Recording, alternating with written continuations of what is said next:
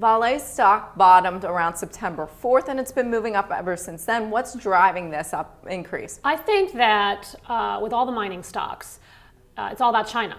Right, and iron ore prices, copper prices, they had fallen so substantially on concerns of a hard landing in China because the economic data continues to come out that's very weak in that country. But what happened last week was that China announced a targeted stimulus plan, infrastructure, rail plan, that 158 billion is not really a big number, but I think directionally, and it sends a signal that they're going to do more than just the rate cuts that we've heard and we've seen, and I think you will get more announcements going forward, which should put some sort of a floor on the metals prices, and then thus the stocks too. So you were probably encouraged then by the import number earlier this week that was a lot weaker than most people had expected in China. Yeah, I mean, I'm not surprised that their import. I'm not surprised that any of their data has been weak. The PBOC has been tightening for a long time, for almost 2 years. So they finally now are going more towards easing. They're trying to get more stimulative measures in place. I think it's going to lead to a soft landing, 7-8% in terms of GDP. But the proof is in the pudding. Until you see some of the numbers, people are going to, wait on, especially some of the cyclical stocks.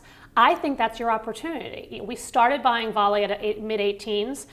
It went down as low as 15.80. We were buying it all the way down. We will continue to buy on weakness because I think that they are one of the highest quality iron ore producers. They're no longer the largest, but they are one of the highest quality iron ore producers. They've got a very strong balance sheet, and I think that a dividend cut is actually in the price of the stock right now. I wouldn't be surprised to see them cut the dividend given the macro. I think actually maybe the investors would reward the shares just because they're shoring up their balance sheet. But I also expect CapEx budget cuts as well if the environment remains really weak. So I feel that at this valuation, the stock is down 55% in a year from where we sold it actually last May, and it's down 25% year to date. So I think there's a lot of pile-on negativity on the name, and I think that's your opportunity.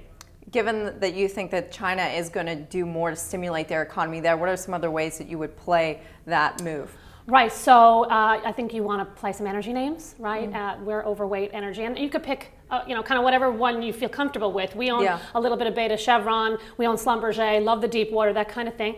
I think you can also, Freeport is attractive, but certainly it's had a nice run, so I would wait for that to pull back. And the industrials, clearly the China names.